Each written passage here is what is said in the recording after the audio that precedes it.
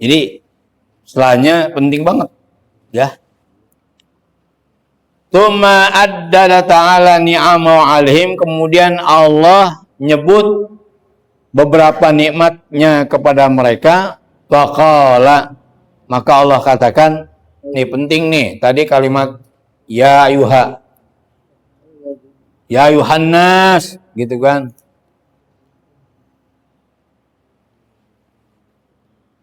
Alladzi ja'ala lakumul arda firasya, ialah Allah yang menjadikan bumi buat kalian sebagai hamparan. Ay ja'alaha mihadan wa qararan. Allah jadikan bumi itu sebagai tempat tidur dan hamparan, tempat tinggal. Bapak tinggal di mana? Di bumi, kan enak tuh. Allah jadikan bumi sebagai mihadan wa qararon, tempat tinggal. Dulu kita waktu ngaji masih kecil ada istilah utlubul ilma minal mahdi ilah, pelajar ilmu dari mulai buayan. Nah, dari mulai ayunan. Itu mihad kan ayunan. Jadi bumi Allah jadikan buat ayunan kita, buat kita bisa tenang, ya, tempat tinggal. Coba umpama bumi itu bergetar terus, bagaimana kita mau hidup di atasnya coba? Itu bersyukur kita Allah jadikan bumi ini sebagai tempat yang enak untuk ditinggali. Tempat tinggal, tempat buayan, tempat tidur. Malam pada tidur nggak? Tidur. Coba kalau bumi itu kagak enak ditempatin. Iya. Siang juga terbatas, cuma 12 jam. Malam diganti dengan yang lebih redup bulan. Kan enak tuh. Coba kalau siang 24 jam kayak apa Bapak? Ini sekarang panas udah berapa bulan nih? Udah banyak orang gali sumur ya. Itu. Padahal panas nggak seterusnya Pak, cuma 12 jam. Ya. Malam masih ngerasain panas. Dah, pokoknya bumi Allah jadikan sebagai tempat tinggal, tempat yang enak ditinggali, tempat tidur. Biar manusia bisa tenang di atasnya. Syukuri itu. Tastakiruna 'alaiha, di mana kalian tinggal di atasnya. Wa taktashirunaha, kalian bisa berhampar di atasnya. Kalbisatil mafrus, seperti hamparan yang digelar. Dan ini tinggal di bumi seperti kita duduk di atas karpet yang begini enak. Itu namanya bisatil mafrus, hamparan yang digelar kayak gini. Ma'a kurawiyatiha, padahal bumi itu bulat, tapi saking gedenya sehingga orang bisa berjalan. Coba kalau Allah jadikan bumi kecil, ribet kita. Dari Kampung Baru ke Utara udah jatuh duluan. Lama Allah jadikan bumi kayak telur gitu kan. Susah orang berjalan. Goyang. Tapi saking gedenya di bumi sehingga Allah ibaratkan kita ini berada di atasnya seperti berada di hambal yang dihamparkan. Gitu. Di mana kalian bisa tinggal di atasnya seperti halnya hamparan yang digelar. Wa illa ma amkanakumul aisyu, kalau umpama enggak seperti itu, kalian tidak akan bisa hidup di atasnya, wal istiqraru 'alaiha, dan kalian tidak bisa tinggal di atasnya. Gitu. Ya kalau bumi ini Allah enggak jadikan sebagai hamparan, kalian enggak bisa hidup di atasnya, kalian enggak bisa tinggal di atasnya. Ya. Itu syukuri dulu dah, syukuri tempat kita tinggal. Syukuri Allah kasih bumi enak untuk ditinggali. Qala al-Baydawi, berkata Imam Baydawi, ja'alaha muhayya'atan li'ayyaqudu wa yanamu 'alaiha kal firashil mabsud. Allah jadikan bumi disediakan supaya kalian bisa duduk dan tidur di atasnya seperti kasur yang digelar. Ya semalam saya Bapak bisa tidur. Kenapa? Ya memang Allah jadikan bumi itu enak buat ditidurin. Cuman jangan tidur melulu begitu. Ada waktunya kita ibadah. Ya dengan kita ibadah berarti mensyukuri nikmat bumi yang begitu enak dipakai tidur. Kan orang lupa. Makanya begitu bangun ngucapnya apa? Allahumma barik lana fima rozaqtana wa qina. Begitu bukan doanya? Doa bangun tidur. Apaan, Bu? Ibu mulutnya langsung kepleset itu. Habis bangun tidur, Allahumma barik lana. Alhamdulillah. Tuh lihat tuh, banyak banget tuh kalau udah subuh speaker ngomongnya kayak gitu. Ya. Kalau mau tidur apa? Bapak tahu nggak tuh doa itu kayak apa? Bismillah Allahumma ini ahya. Ya Allah dengan namamu aku siap hidup siap mati. Bapak siap mati. Cuman jangan mati konyol. Bayang kagak, puasa kagak, zakat ogah, haji ogah. Begitu tidur, doanya kayak begitu. Ya Allah aku siap hidup siap mati. Mati konyol itu namanya. Kan banyak orang begitu tidur kagak bangun lagi. Bapak kalau baca doa itu kan, ya Allah, dengan namamu ya Allah, aku siap hidup kembali dan aku siap mati. Ya Pak. Serem itu doa sebenarnya. Cuma jangan mati konyol ya. Gitu. Tahu mati konyol? Kagak punya persiapan apa-apa. Kerjanya maksiat mulu. Begitu tidur doanya itu. Kan mati konyol namanya. Habis mabok, habis main judi. Ya Allah aku siap mati, siap hidup. Kata malaikat, lo kakak ngomong juga gue udah siapin. Begitu bangun ternyata kita hidup. Baca lagi doa. Alhamdulillah alladzi ahyana ba'dama. Kan setelah mati itu, ya Allah, segala puji bagimu ya Allah yang telah menghidupkan kami setelah kami mati. Berarti orang waktu tidur tuh mati. Ruhnya kelayaban kemana-mana. Untung dibalikin tuh ruh. Ya. Ada yang mampir ke janda sebelah tuh ruh kita ada gitu. Mampir kemana? Iya. Ya kagak paham tutup kuping dah. Ada yang mampir ke mall ruhnya kan gitu. Ya ada nggak? Iya ngimpi jalan-jalan ke mall kan berarti ruh kita lagi ke mall itu. Ya. Ya ampun. Begitu hidup dibalikin lagi. Balikin sama Allah. Tuh ruh kita ngayap Pak waktu tidur, Masya Allah. Jadi kalau kepengen merasakan mati, tidur. Itu tidur gambaran orang mati. Ruh kita layaban kemana-mana itu. Tapi Allah kembalikan lagi. Berarti kita nggak jadi mati betulan. Ya, jadi orang tidur itu setengah mati jadinya. Ya, makanya kan, ba'dama amatana. Setelah kau matikan kami ya Allah. Alhamdulillah balik lagi kita. Kan enak tuh bumi dipakai buat tidur. Coba kalau memang bumi isinya duri gede-gede, kayak apa coba? Bapak mau tidur di mana? Ini Allah katakan tadi seperti hambal yang digelar. Enak kita bisa tidur. Syukuri itu dulu kata Allah. Tuh aku ciptakan bumi buat kalian bisa nyenyak tidur, buat kalian bisa duduk, buat kalian yang bisa berjalan, buat kalian bisa tinggal. Jangan main-main. Cuma caranya bagaimana?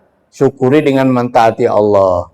Gitu. Jadi waktu kita bangun tidur, kita baca doa, kita ingat ada kewajiban yang Allah tekankan kepada apa? Sholat subuh. Gitu.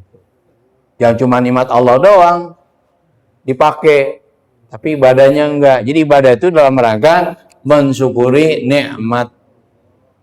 Terus wadzalika la yastad'i kaunaha musattahatan. Ini tidak membawa keadaan bumi itu datar. Artinya begini. Kan ada sekarang kelompok bumi datar. Orang-orang yang gak percaya dengan ilmu pengetahuan, gak percaya dengan analisa orang-orang antariksa, gak percaya sama NASA, gak percaya. Karena udah dites beberapa kali, ternyata begitu kita datang ke pinggir laut, ujung laut masih kelihatan, kata mereka begitu. Ya itu ilmu udah ketinggalan zaman tuh. Masih mengatakan bumi datar. Sekarang gini aja Pak, kalau kita belajar falak, kalau bumi datar, maka bulan nggak kelihatan bundar, nggak kelihatan bulat. Bulan kita lihat dari purnama bulat, kemudian akhirnya bulan lonjong, bulan setengah. Itu kan menunjukkan pantulan, ya kan? Itu gambaran bahwa bumi itu bulat, gitu. Orang kadang-kadang hatinya ketutup juga dengan ilmu pengetahuan. Dan sudah berapa kali dites, ada pesawat yang dia berangkat dari titik nol, kembali ke titik nol lagi. Nah, begitu. Nah, itu udah ketinggalan tuh, ya. Terus, li'anna kurawiyata syakliha ma'a azmi hajmiha la ya'bal iftirasu 'alaiha. Dengan bulat dan besar bentuknya bumi, gitu kan, maka nggak ada persoalan kita bisa berhampar di atasnya, bisa duduk di atasnya. Saking gedenya bumi sehingga nggak jadi masalah, ya, kita bisa tinggal di atasnya. Karena kebangkatan gede kan jadi kayak apa? Contoh Pak, anak semut jalan di telur, bisa nggak? Bisa. Bisa tidur nggak dia di telur? Kenapa semut bisa tidur di telur gitu maksudnya? Hah? Ribet amat lah ini. Kenapa semut bisa tidur di atas telur? Karena gede menurut dia. Coba telur umpama segede semut, bisa nggak dia tidur? Bu, paham tadi pertanyaan? Kenapa semut bisa jalan di telur? Bisa tidur nyenyak di atas telur? Karena telur gede ketimbang badan tuh semut. Coba kalau telur segede semut, bisa nggak? Maka saking gedenya ini bumi sehingga manusia bisa berjalan di atasnya. Coba kalau bumi Allah ciptakan kecil, ya susah kita mau kemana-mana. Nah, inilah menangkal pendapat atau komunitas yang mengatakan bumi dah datar. Ketinggalan zaman. Wassama bina'a, dan Allah jadikan langit sebagai saqfan lil ardi, sebagai atap buat bumi. Marfu'an fawqaha, tinggi diangkat di atas bumi. Kahayatil kubah, seperti halnya kubah. Ya.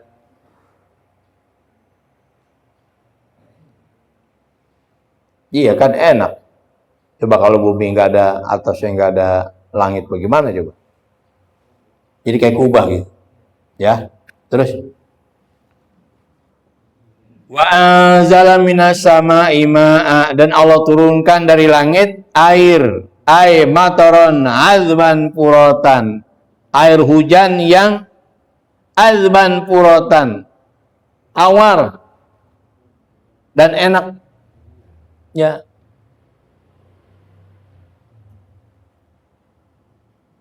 Dulu guru saya ngajarin kalau awal hujan itu mandi aja.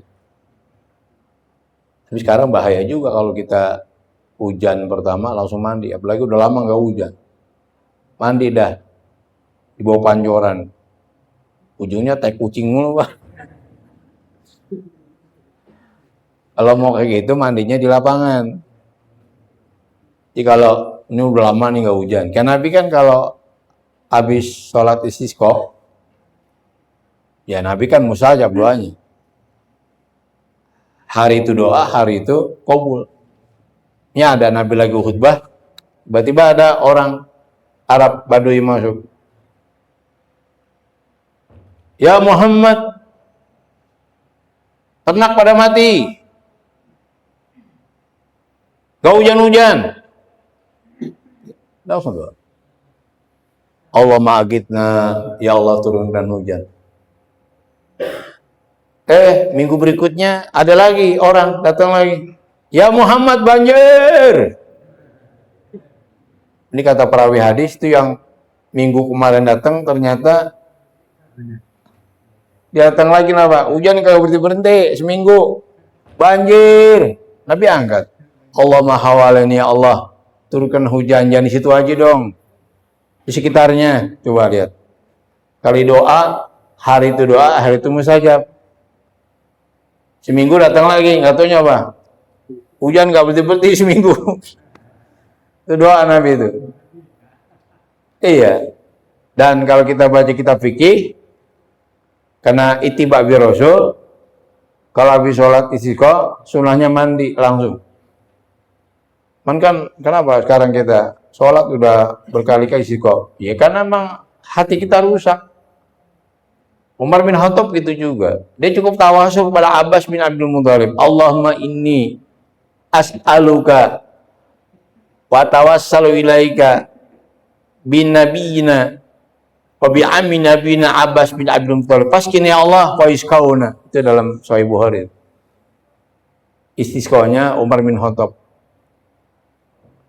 Ya Allah, aku bertawasul kepadamu. Umar tawasul. Ada orang bilang tawasul itu bid'ah. Oh, dia nggak ngaji Sahih Bukhari dia. Orang tawasul itu bukan berarti nyembah yang ditawasulkan. Bapak datang ke makam para ulama, makam para ulia, makam para nabi. Terus tawasul, bukan kita nyembah yang ada dalam kubur. Dan namanya kita berwasilah karena kita tahu derajat kita rendah. Maka kudu ada orang yang angkat yang lebih tinggi derajat. Maka syarat tawasul apa? Kita yakin yang ditawasulkan pangkatnya lebih tinggi dari kita. Bapak datang nih, ini kok sering nih ziarah ke makam para aulia kan?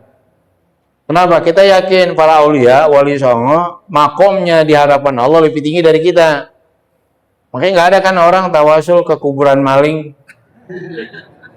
Ya Allah, aku bertawasul kepada Allah dengan maling ketabrak becak kemarinnya Allah. Kiranya kau angkat hajat kami. Nggak ada. Jadi syarat tawasul apa? Yang ditawasulkan kita yakin pangkatnya lebih tinggi dari kita. Itu Umar bin Khattab yang terkenal rasionalis tawasul kepada Nabi. Ini redaksi dalam Sahih Bukhari begitu. Allahumma inna nas'aluka wa natawassalu ilaika. Ya Allah, aku mohon padamu dan aku bertawasul kepadamu bi nabina dengan pangkat nabi kami. Nabi Muhammad SAW, wabi amin nabina dengan pangkat paman kami Abbas bin Abdul Muthalib. Ini nabinya dua wafat ini saat Umar jadi khalifah, enggak turun-turun hujan. Akhirnya Umar bin Khattab tawasul kepada Nabi, berwasilah kepada pangkat Nabi dan berwasilah kepada pangkat pamannya Nabi Abbas bin Abdul Muthalib. Itu luar biasa itu. Waktu Fathu Mekah terjadi tahun 8 Hijriah dengan membawa pasukan 10.000, akhirnya Mekah dapat ditaklukkan. Saat itu euforia, Pak.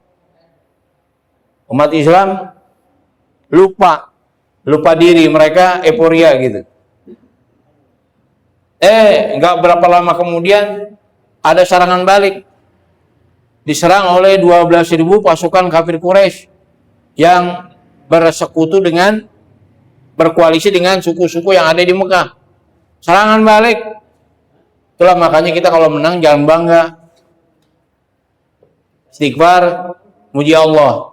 Ini sempatnya orang Islam begitu Mekah dikuasai, mereka lupa, merasa udah menang. Gak lama kemudian diserang dengan 12.000 pasukan kafir Quraisy yang koalisi dengan suku-suku yang ada di kota Mekah. Kocar kacir umat Islam saat itu.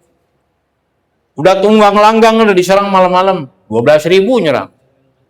Apa yang terjadi? Rasul perintahkan kepada pamannya Abbas bin Abdul Muthalib. Ya Abbas, teriakin mereka itu semua. Dipanggil oleh Abbas bin Abdul Muthalib. Dia teriak. Itu suaranya kedengeran sekian kilo.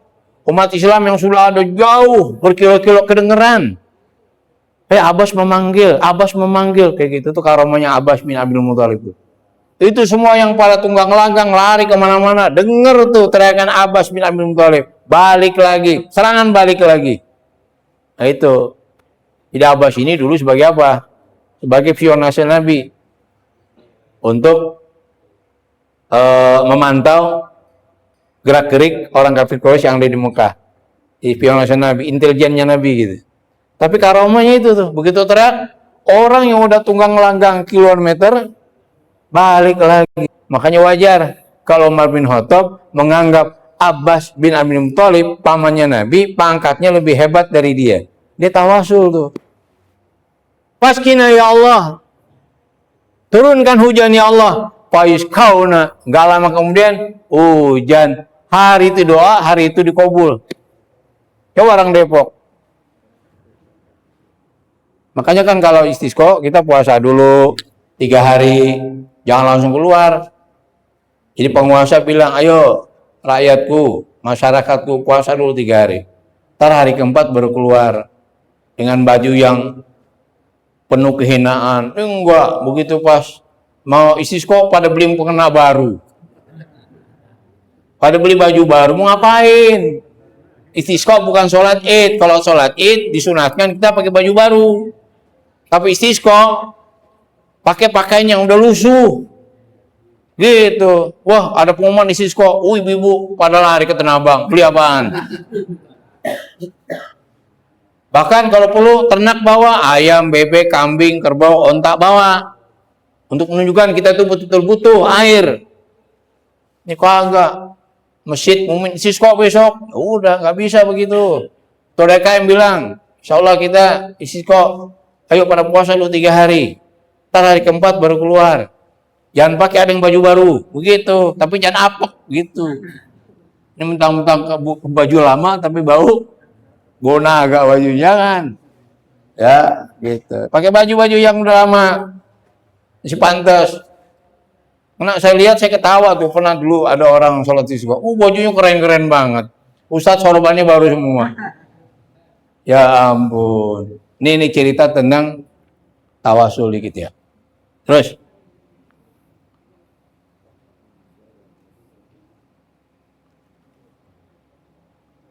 Anzalahu biqodrati, Allah turunkan hujan dengan kuasanya minas sahab, yang bersumber dari awan dari itu. Yaitu awan kalau bisa dicomot isinya air, Pak. Ya. Awan kalau bisa dicomot sama kita isinya air. Ya, uap. Terus fa akhraja bihi minat tamarati rizqan lakum, kemudian Allah keluarkan dengan sebab hujan tadi berbagai macam buahan sebagai rezeki buat kalian. Ai fa akhraja bidzalikal matar, Allah keluarkan dengan sebab hujan itu anwa'al thimar, berbagai macam buahan, wal fawaqi, dan buah-buahan, wal hadar, dan sayur-sayuran, ghadaan lakum, sebagai makanan buat kalian. Coba sekarang nih. Sekarang kita lihat di Depok, capek di luar Depok kayak apa coba, udah kering banget. Allah hujanin, padi numbuh. Akhirnya kita makan apa? Makan duren, bukan makan beras, begitu. Ini pada bengong baik ngajinya. Udah lama nggak hujan, padi kering, ya kan? Begitu hujan kan padi menghijau. Keluar apa nanti? Keluar beras gitu. Berbagai macam buahan dan sayur-sayuran. Yang hijau-hijau lah sayuran. Ghada'an lakum, sebagai makanan buat kalian. Coba kalau nggak hujan-hujan kayak apa coba? Ya, kita bisa makan duren, bisa makan semangka. Itu karena memang Allah kasih hujan. Ujungnya apa sih, Pak? Kita udah pada tahu lah, begitu hujan datang, akhirnya tanaman pada tumbuh, berbuah. Udah hafal itu. Bukan itu esensinya. Fala taj'alu lillahi andada. Jangan kalian jadikan tandingan-tandingan buat Allah. Jangan sekutukan Allah. Cuman Allah yang mampu menurunkan hujan. Gitu. Jangan sembah Tuhan selain Allah. Mau apa kayak namanya, mau tepekong kayak gitu. Tuh, tahu tepekong? Ya. Wa antum ta'lamun, dan kalian tahu bahwa yang bisa menurunkan hujan adalah Allah Subhanahu wa taala. Jangan sekutukan Allah. Fala tattakhidhu ma'hu syuraka'a minal asnam wal bashar tusrikunahum ma'allahi fil ibadah. Jangan kalian jadikan bersama Allah sekutu-sekutu. Dari apa? Minal asnam, patung-patung tuh, patung disembah. Orang India, Bapak kalau lihat YouTube tuh India lagi dipertontonkan tuh kebodohan. Apa baik dah disembah sama dia sampai apa? Gas, tahu gas gak? Tabung gas disembah juga. Kemarin terakhir saya lihat dia kan kepencut banget sama sapi. Ya, sebagai sesembahnya. Begitu mau disembah, sapinya kabur, dia nangis. Lah sapi kagak mau disembah juga. Ampun dah. Tuh, gak boleh ngeliat yang aneh langsung disembah tuh. Ya. Wal basyari, jangan sembah manusia. Ya kayak tetangga sebelah kita lah yang mengatakan Isa sebagai salah seorang oknum Tuhan. Itu kan sampai juga nyembah manusia itu. Tusyrikunahum Allah, kalian sekutukan mereka bersama Allah. Beribadah dalam ibadah. Wa antum ta'lamuna annaha la tahluku syai'an wa la tarzuk. Kalian tahu bahwa mereka semua tidak bisa menciptakan apapun, wala tarzuk, dan juga tidak bisa memberikan rezeki kepada kalian. Ngapain disembah? Gitu. Yang nggak bisa menciptakan kamu dan nggak bisa ngasih rezeki, jangan kalian sembah. Wa anna Allahu wal khaliqur raziqu wahdah. Dan sungguhnya Allah dialah pencipta ar-raziqu wahdah, yang memberi rezeki saja. Dzul quwwatil matin, yang maha kuat. Qala Ibnu Katsir mengatakan syara'a ta'ala fi bayan wahdaniyati uluhiyatihi bi annahu wal mun'im. Allah mensyariatkan dalam menjelaskan keesaan ketuhanan Allah, bahwasanya hanya Dia yang memberikannya. Wallahu a'lam. Jadi intinya begini, Pak. Ya. Dari kita ingat bumi aja kita kudu bersyukur gitu. Ini bumi yang Allah jadikan enak untuk ditinggali. Syukuri dengan cara beribadah, taat kepadanya. Jangan kau kufuri, ninggalkan ibadah, ya. Kemudian kalimat ayuha itu menunjukkan bahwa ada sesuatu sangat penting yang jangan sampai diremehkan oleh manusia. Itu. Jadi kalau ada manusia udah kalimat ya ayuha masih nggak mau juga, namanya super budek gitu aja. Apa namanya? Wallahu a'lam bishawab. Ya, mudah-mudahan ada manfaatnya dan kita bisa merenung dengan ayat itu. Allahumma faqihna fid-din waftah lana budul arifin waj'al amalana khalisatan liwajhikal karim. Wa sallallahu ala Muhammadin wa ala alihi wa sahbihi wa sallam. Alhamdulillahirabbil alamin. Allahumma fiqila aqdarik. Assalamualaikum warahmatullahi wabarakatuh.